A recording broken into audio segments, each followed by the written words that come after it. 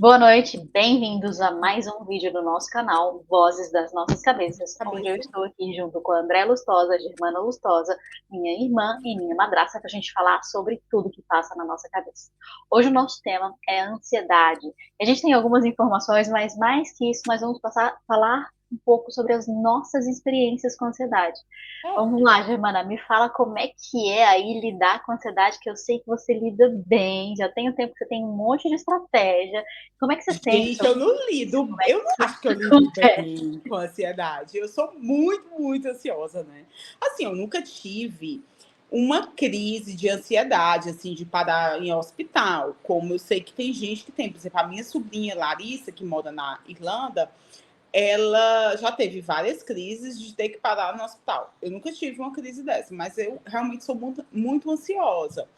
E a minha ansiedade é assim, tipo, eu fico com um pensamento muito acelerado, eu não consigo parar a cabeça, e aí eu não consigo dormir. Tem toda essa coisa. Mas, assim, eu com a terapia consegui ter assim, algumas estratégias para amenizar um pouco isso, né? A minha psicóloga passou algumas coisas. Primeiro, que foi a questão de desenvolver, assim, tipo, pensar nos seus hobbies, no que você gosta de fazer. Quando você estiver se sentindo assim, ansiosa, você procurar uma dessas coisas. Por exemplo, gosto muito de ouvir música, que eu escute música, ou que eu ver um filme que eu gosto de assistir filme, né, ou uma série que eu vá assistir, ficar com a minha mãe, assim, quando eu tô com ela, um pouco com ela, apesar, assim, dela já ter um Alzheimer bem avançado e tudo, mas, assim, tá com ela é uma coisa que me conforta muito. Então, em momentos que eu tô muito ansiosa, que ela ainda tá acordada, que geralmente a minha ansiedade é muito à noite, eu vou ficar com ela. A Aí eu pessoa fico com tem ela, caminho com insônia, ela. será que tem alguma relação, hein? Como? Para uma Ai, pessoa que tem insônia, olha. será que tem alguma relação? Não, imagina! Ave Maria! Demais, gente, demais. É uma loucura. Aí eu fico com ela. Então, assim, são essas estratégias que a gente vai desenvolvendo. E eu também li um livro bem interessante que foi minha psicóloga que passou, que é o Livre de Ansiedade. Nele tem vários exercícios assim que a gente vai fazendo no nosso dia a dia, que foi bem interessante. E nisso eu descobri algumas coisas que eu nem me tocava, que era a ansiedade mesmo.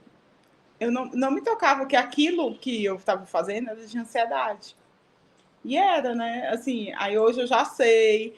Uma coisa, eu descontava também muito isso na comida. E isso é uma coisa que, graças a Deus, eu já consegui me resolver, assim, com isso, né? Lógico Como é que você que, resolveu essa de questão de vez em descontar na quando, comida? Como é que você fez? O que você fez para não foi descontar mais na terapia comida? mesmo, Foi terapia? Mas você tratamento. substituiu o hábito? O que você faz quando tem vontade de descontar na comida? Olha, era isso, era focar em outras coisas, exatamente essa questão da ansiedade, né? Que eu ia focava em outra coisa. Eu passei a descobrir, assim, fiz uns exercícios e descobri quando eu realmente estava com fome ou quando era uma fome emocional, quando era uma ansiedade, quando era uma coisa desse tipo. Aí eu passei a identificar aquilo, né? Se que realmente eu estava com fome ou se era a fome da ansiedade. E aí, quando eu identificava que era a fome da ansiedade, que geralmente era a fome da ansiedade, e aí eu ia focar em outra coisa. Eu ia fazer uma outra coisa que eu gostasse, uma coisa que me deixasse confortável para passar aquilo que eu estava sentindo naquele momento e eu não ia descontar na comida. Lógico que no meio de Isso, tudo isso, e até hoje também, ainda acontecem, assim, uns percalços aí no meio do caminho, claro, né? Tem óbvio. vezes que eu me pego ainda assim, meu Deus, eu comi isso, comi aquilo, eu, assim, total por ansiedade, entendeu? Você vê que não foi uma coisa que seria fome. Não, não é. Interessante, né, que uma coisa que eu percebo tem, inclusive, duas pessoas que fizeram mestrado na UNB juntas, que eu conheço, que eu tenho muito carinho, respeito muito o trabalho delas também, que são psicólogos. Uma fez em alimentação, né, e a outra Uhum. fez na parte de psicologia do dinheiro. E é super interessante o quanto a gente consegue fazer relações muito claras com o dinheiro e com a alimentação.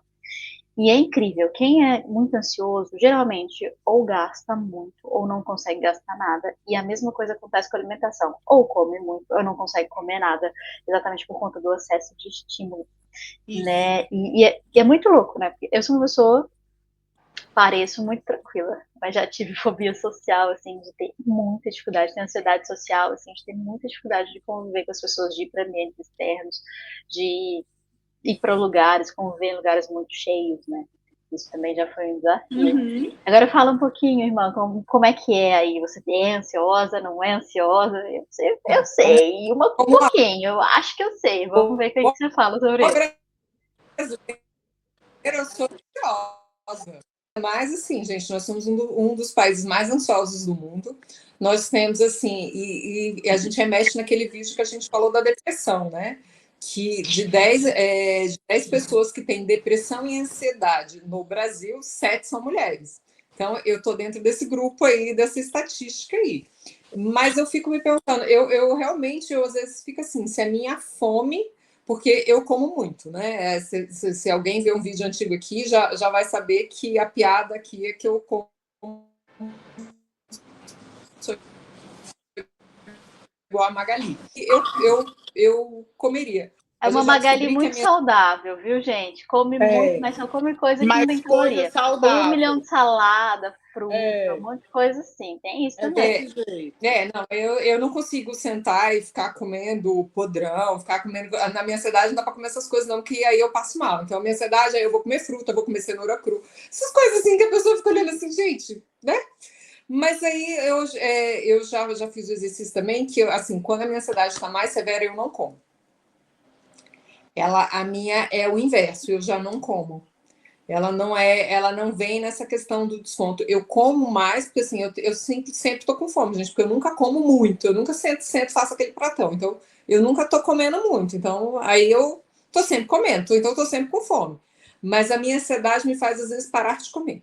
E o sono, que aí o meu sono eu já não sei mais nem do que ele é, porque ele é uma mistura de muitas coisas. Então, a minha insônia, ela junta ansiedade, ela junta o hábito de achar que essa questão que eu tenho que trabalhar, de achar que dormir é perda de tempo, dormir pouco naturalmente.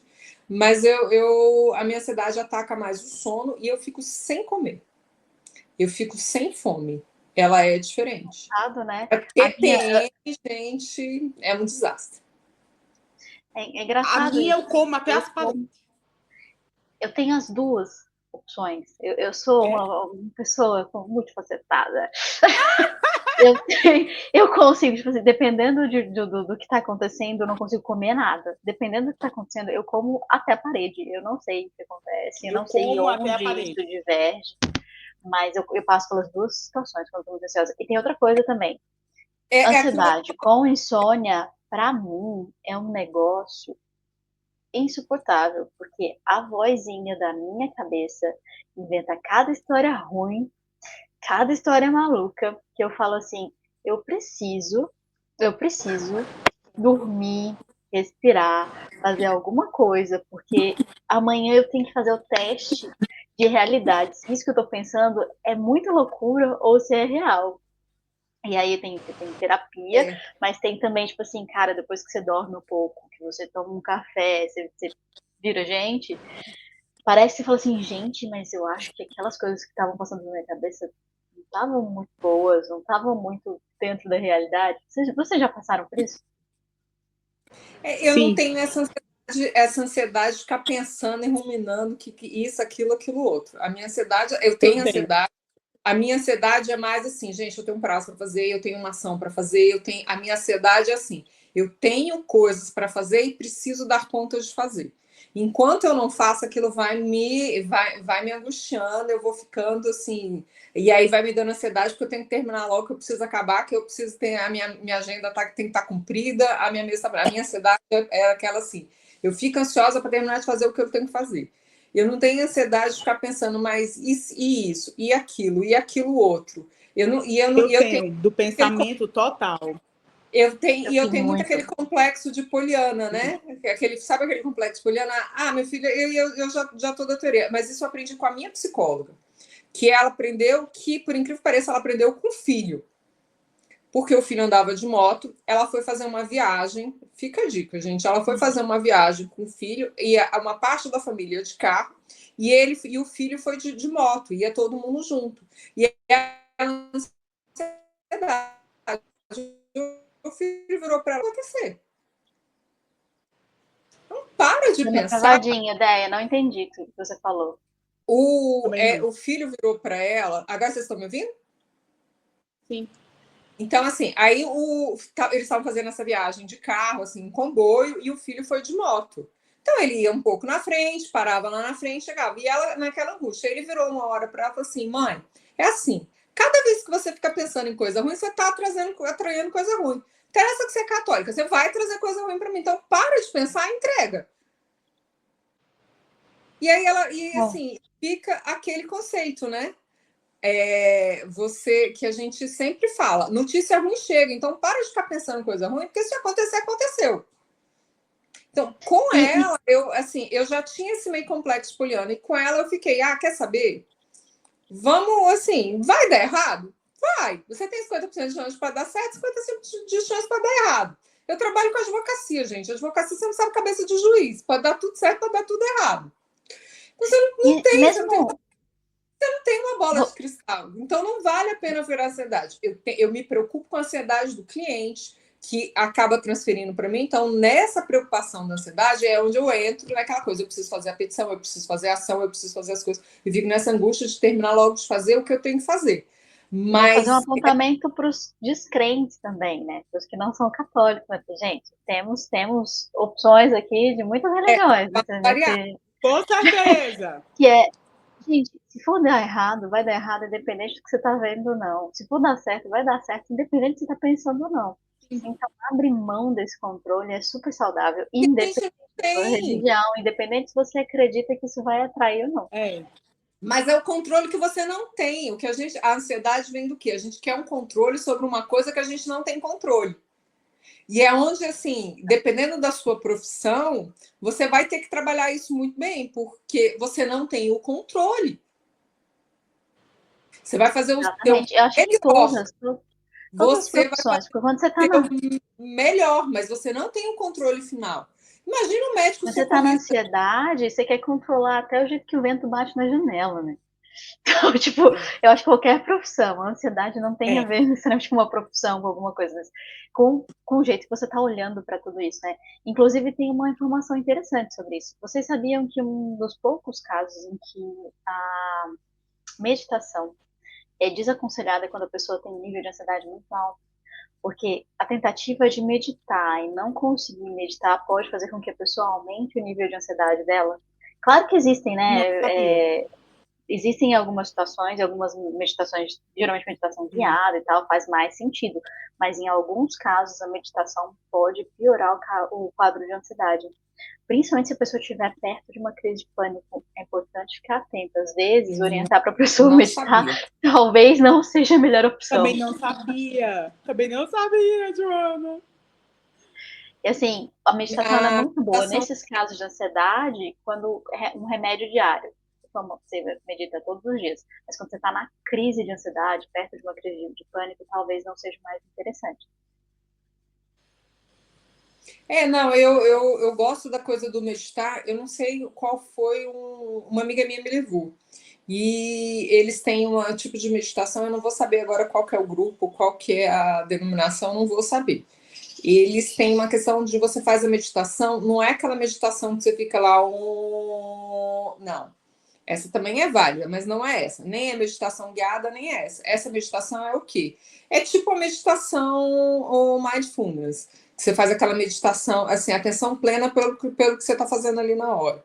Então, você está dirigindo e você está, ao mesmo tempo que você está dirigindo, você se concentra em alguma coisa que está acontecendo, você se concentra naquilo ali, mas vai percebendo o som, por exemplo, o som do vento, a cor do céu. Então, assim, você vai concentrando no ambiente à sua volta, que é uma forma de você também fazer uma meditação. Nessas meditações que o pessoal faz muita meditação guiada, voltada para isso, porque não. É uma forma de você estar presente, né? Que eles chamam também. Eu acho que o mindfulness ele deve vir desse conceito ali. Não sei, porque eu não conheço nenhum deles. Mas eu gosto assim. O psiquiatra do Vitor Hugo, ele falava muito, principalmente quando o Vitor Hugo começava a ficar muito assim, em crise, não sei o quê, além da medicação, né? Que o Vitor Hugo toma todas, como autista, ele toma todas lá, autista com altas habilidades. Calma. Tudo para dar trabalho para a mãe. E ele ensinou muito o Vitor Hugo a contar, respirar, fazer a respiração contando. E essa coisa, a técnica da respiração que bota o papel, aquela coisa de respira, você tá dando ataque de pânico, não sei o quê, funciona. E, assim, o Vitor, ele consegue dar uma segurada. Eu tenho uma amiga que ela já teve crises de pânico várias, e uma das coisas que mais ajuda ela, que é uma crise de ansiedade em grau altíssimo, né? Que ela fala que é essa questão do respirar e concentrar na respiração.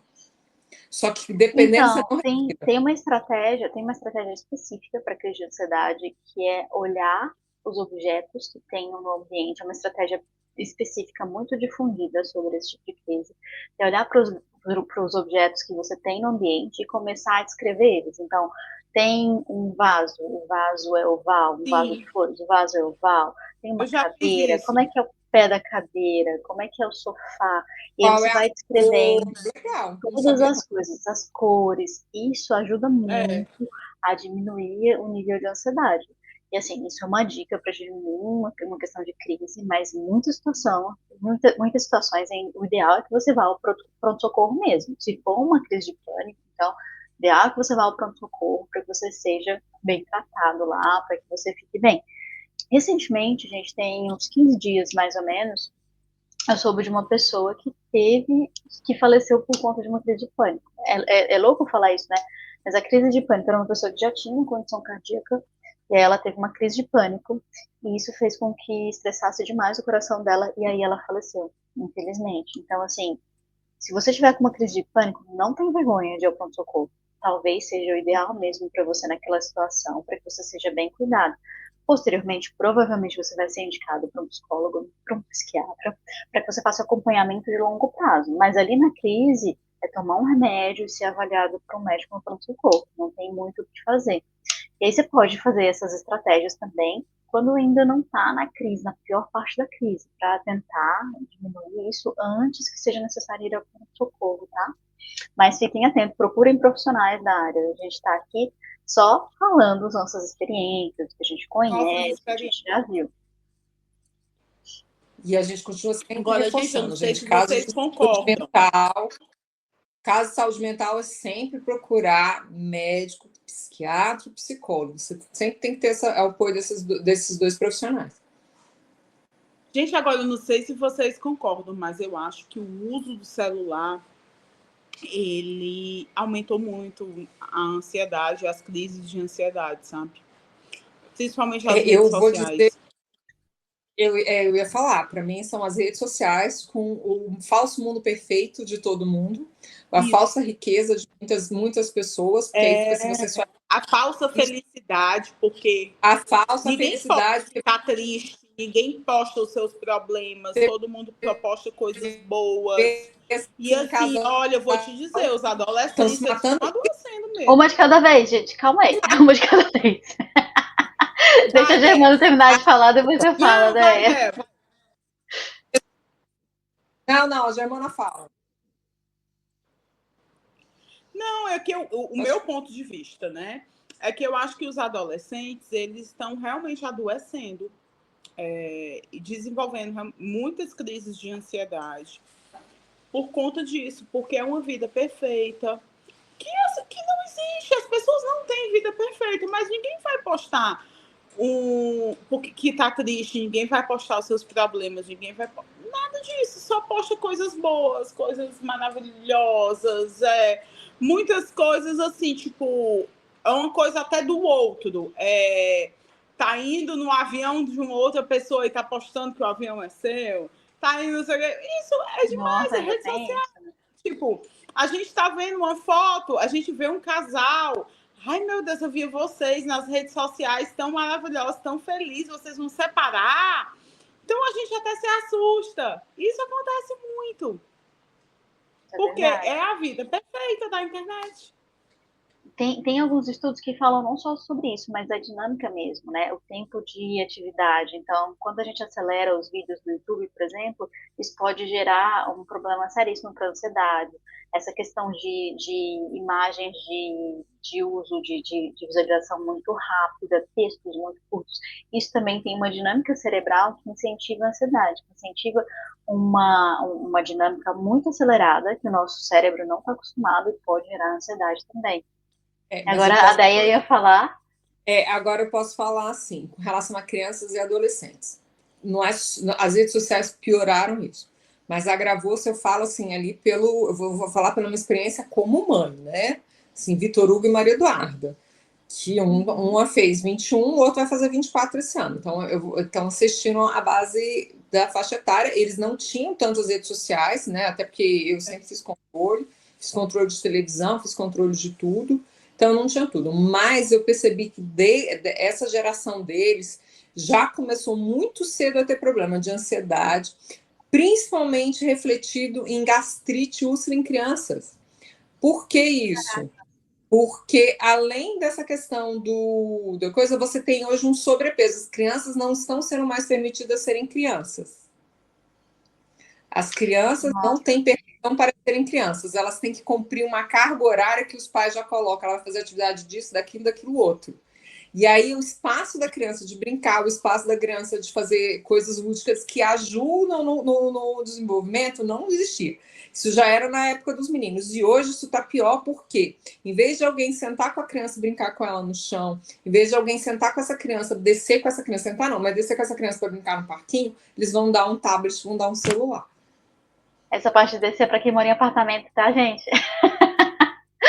Bem preço. Mora em casa, mas você pode morar em casa e não ter um espaço na fora da casa, você tem que sair para ir para um parquinho, né? Mas eu digo assim, o que a gente tem... Eu tô brincando, é porque nessa idade, né, você morava em apartamento com o Vitor e com a Bia.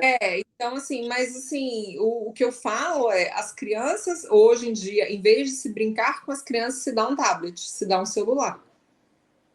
E é mais fácil. Vocês sabem que existem alguns países que, inclusive, proibiram o uso do celular antes dos 18 anos, né? A Austrália, eu não lembro qual era o outro, mas eu lembro que foram pelo menos 2 países que proibiram. A China, você tem uma proibição até uma certa idade, depois você tem um tempo de uso mínimo. Os meus filhos, quando eram menores, eles tinham um tempo de utilização de computador e televisão. Perfeito, muito saudável isso. Eu acho que isso pode ajudar muito a parte de ansiedade. Gente, estamos aos 23 minutos dessa Vamos live. fechar. Um país de ansiosos. Nós temos uma ansiedade ainda para piorar, que reflete mais nas mulheres do que nos homens. Isso está refletido em quantos tratamentos estéticos fazemos no Brasil, quantas cirurgias plásticas fazemos no Brasil, que é uma ansiedade corporal. Porque a gente tem um Brasil que cultua muito, é um povo que cultua muito o corpo, não estou dizendo se é certo ou errado, mas que cultua muito o corpo, porque a gente tem praias, a gente tem essa coisa da praia, a gente tem essa coisa do carnaval, então o corpo tem que estar em dia, a mulher tem que estar magra, malhada, perfeita, e a gente tem essa cobrança em cima das mulheres, em cima do corpo, e aí isso piora, ainda cria mais uma ansiedade, que é a ansiedade corporal, que faz que as pessoas às vezes procurem esses tratamentos horrorosos que acabam em verdadeiras tragédias. É verdade. É isso. Também. Isso tem uma história que dá pra gente falar muito, só que como não é a intenção da live, eu não vou nem entrar nesse detalhe. Isso, foi um prazer dar uma live uma live completa, só falando sobre o corpo, a relação com o feminino e a relação histórica disso. Nossa, tem muita coisa. Foi um prazer estar aqui com vocês mais uma vez, conversando sobre vozes das nossas cabeças. Assistam a nossa live, curtam, compartilham. Estejam aqui com a gente estará aqui toda semana nesse mesmo horário, tá bom? Vejo vocês semana que vem. Um beijo. Um beijo. Tchau.